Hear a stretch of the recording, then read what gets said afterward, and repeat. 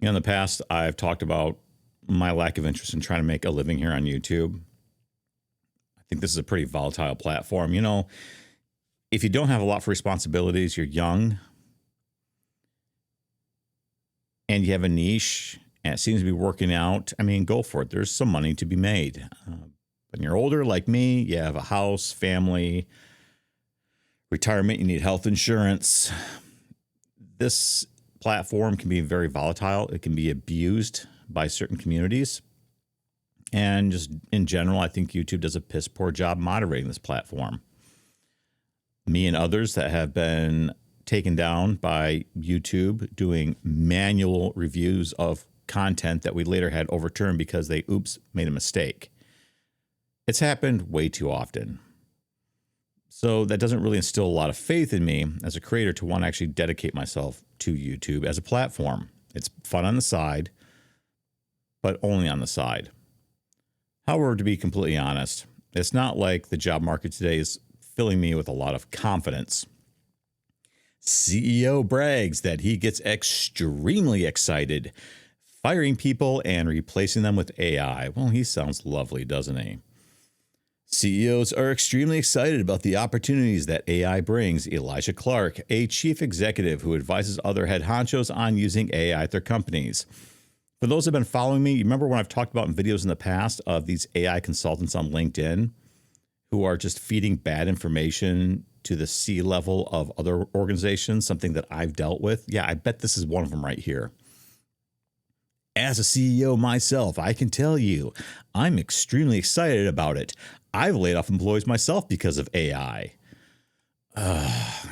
Celebrating AI substitution is not leadership. It's callousness made loud. It transforms fear into fodder for a type of performance theater. It just ultimately dehumanizes the employees.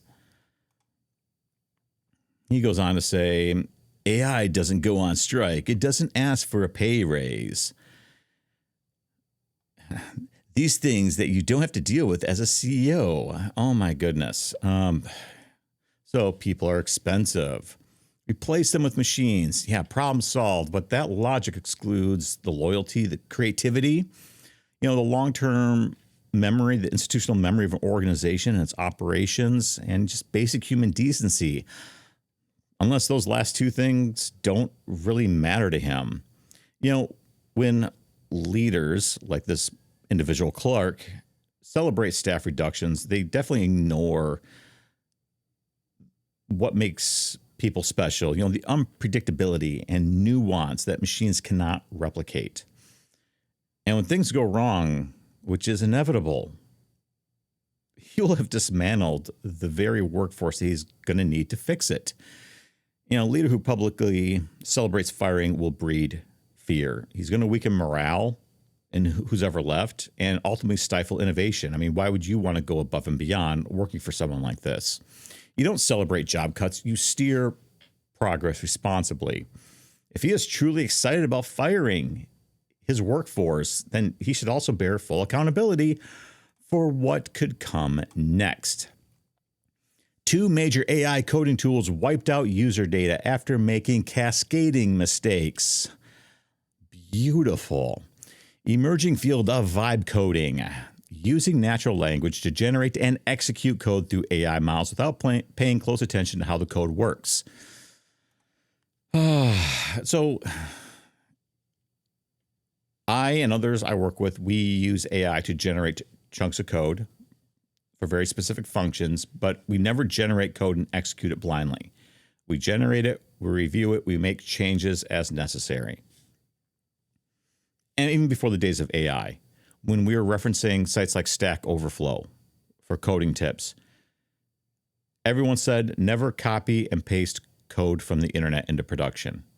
If you don't understand what a function is, what a loop is doing, don't run it. All right? Take the time to read it. But apparently people don't do that these days. They let AI generate and run code. This is something that would give me nightmares.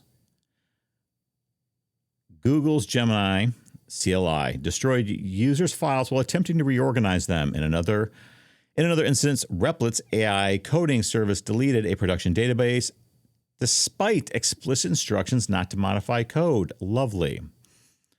Let's read into this a bit more.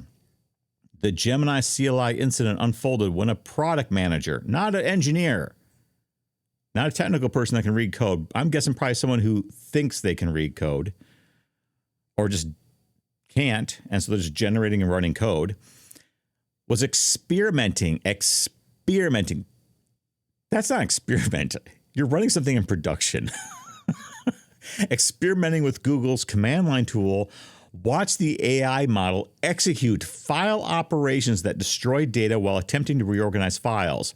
The destruction occurred through a series of move commands targeting a directory that never existed. So in very traditional computing, like in Linux or Mac OS in the terminal, you have a command called like mv, move.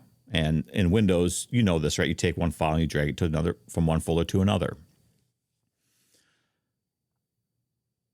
What actually happens in some of these systems is you're not really moving a file. You're actually destroying the file in the folder it lived in, and you're recreating it in the new destination with all the same contents and the existing metadata, but updated metadata for when it was changed, when it was moved. So you're not actually moving. You're saying delete, recreate.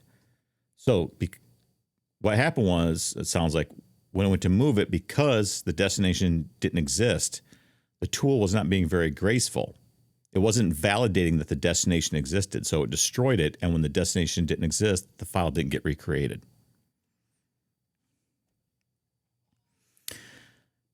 It goes on to say, this is where AI is getting scary. I have failed you completely and catastrophically. Let me zoom in here so you can read it. I have failed you completely and catastrophically, Gemini CLI output stated. My review of the commands confirms my gross incompetence. Oh, what a day to be working in technology. I hope this is an ex-product manager. I really hope so. Let's come down here and read about the next incident. So, the Gemini CLI failure happened just days after a similar incident with Replit, an AI coding service that allows users to create software using natural language prompts. According to the Register founder, Jason Lemkin, reported that Replit's AI model deleted his production database despite explicit instructions not to change any code without permission. Yeah, and I've been very critical about AI in the past at work, on YouTube. A number of times I've said things like when creating thumbnails or images, and it gives me, let's say, some vegetation in the foreground, which blocks the main part of my image. And I say, please remove the vegetation in the foreground. Keep the foreground clear. And it says, sure thing. Let me clear out the foreground and remove the vegetation. And it regenerates basically the same image with clutter in the foreground. That makes me insane. I think about my friends who are art directors who would lose their mind when something doesn't follow a very basic instruction. Now, this is where it gets good. The failures took a different form. According to Lemkin, the AI began fabricating data to hide its errors. Wow. We have reached that point where AI is truly aware. It's like us. It's trying to hide its errors. Congratulations. What a time to be alive. I've actually lived long enough to see AI screw up, be aware enough that it did screw up, and then try to avoid accountability. We are screwed. We are screwed. Well, some of us are screwed. Microsoft officially reveals the 40 jobs safe from AI and the 40 most at risk in stunning new document. Okay, well, let's take a look here at which jobs are most at risk of being replaced by AI. Does this apply to any of you? Let me zoom in here so you can actually read this. Sorry about that. All right, customer service rep, sales rep, market research analyst, management analyst, data scientists, public relations, technical writers, editors, writers, authors, news analysts, interpreters and translators, proofreaders and copy markers, or makers. I think it's supposed to be copy makers. Web developers, public safety telecommunicators, business teachers, economics teachers, library science teachers, political scientists, definitely historians, mathematicians. I use AI to do my math these days, so definitely. I don't use a calculator now. I just use AI. Statistical assistants, demonstrators, models. Yeah, I can see that. Midjourney can do very realistic people, and they probably don't have an attitude, not prima donnas. I've known lots of photographers that work with models that cannot stand models. Hosts and hostesses, concierges, advertising sales agents, new account clerks, counter rental clerks, telephone operators, ticket agents, broadcast announcers, and radio DJs. Yeah, so I've talked about in the past how I briefly did voiceover training, and then I realized I didn't want to be in. I didn't want to take that route in life for my career. Just a hustle I didn't want to be a part of. I know people who do voiceovers, and it's just an endless hustle. And these days, with AI generated voices, it's pretty impressive. I'm going to be really honest. I'm really impressed with what I've heard. So I'm glad I never got into it. Brokerage clerks, farm and home management educators, telemarketers. Yeah, telemarketers really need jobs anymore, honestly. And personal financial advisors, interpreters, and translators. Oh, that's a duplicate. Okay, so who is the safest from being replaced by AI? Let's have a look here. Automotive glass installers and repairs, bridge and lock tenders, cement masons, cleaners of vehicles equipment, commercial divers, construction laborers, mining machine operators, cooks, derrick operators, dishwashers, dredge operators. Do you see a trend? Do you see a trend here? Drywall, ceiling tile installers, earth drillers, except oil and gas. Why is that? Interesting. Excavating, fallers, fence erectors, floor sanders and finishers, food cooking, forest and conservation workers, graders and sorters, highway maintenance workers, insulation workers, janitors, cleaners, landscaping, lawn equipment, mine cutting, oil and gas, rotary drill operators, packaging, painters, parking lot attendants, even parking lot attendants. Still need them. Paving, surfacing, pest control workers, phlebotomists. I don't think I want AI sticking needles in me. No, thank you. Plasters, stucco masons, pourers, casters, refuse and recycled material collectors, roofers, roustabouts, structural iron steel workers, and tire repairs and changers. Nothing wrong with that blue collar work. Nothing wrong with doing apprenticeships, getting certifications, just getting on the job training, good, honest work. You know what? I think for the most part, for most people, a lot of these college office jobs they've been overrated for a long time, and now we're going to find out. Well, thankfully, at least my job's not on here yet. That doesn't really mean I'm safe. It just means at the moment, Microsoft thinks I might not get laid off, but we'll see. We'll see about that. I tell you, what a time to be alive. Who knows for how much longer, right? Could go at any minute. You look at that, it's like, wow, maybe YouTube isn't that bad. It's just a different type of bad. At least YouTube isn't Twitch, right? There are worse platforms I guess I could be putting my content on. Still not crazy about YouTube. Not at all. But anyways, I just want to share those articles with you. I'll leave links in the description. So what are your thoughts? I think I can guess the thoughts some of you are going to have, some of my regulars, especially about that CEO. As far as those companies that are just letting AI run code in production, you know what? You get what you deserve. I don't feel sorry for you.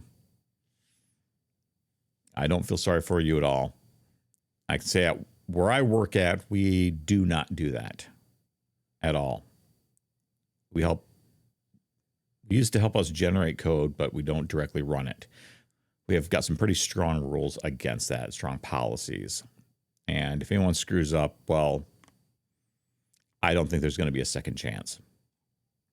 Well, I just want to share that with you. I know I've been really swamped lately.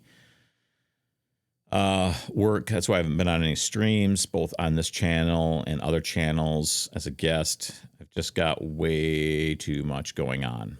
But I got off work tonight about 10 o'clock, and this has been sitting as a bookmarks, and I've been dying to talk about this and some other topics. So I'm really trying to squeeze in some stuff before I get on the road here pretty soon. Hey, I got nothing else. That's all I have for this video. Thanks for tuning in. You don't have to smash the subscribe button. You don't have to click the like button. You don't have to click any notification bells. I really don't care, but I still hope I see you again next time. Bye.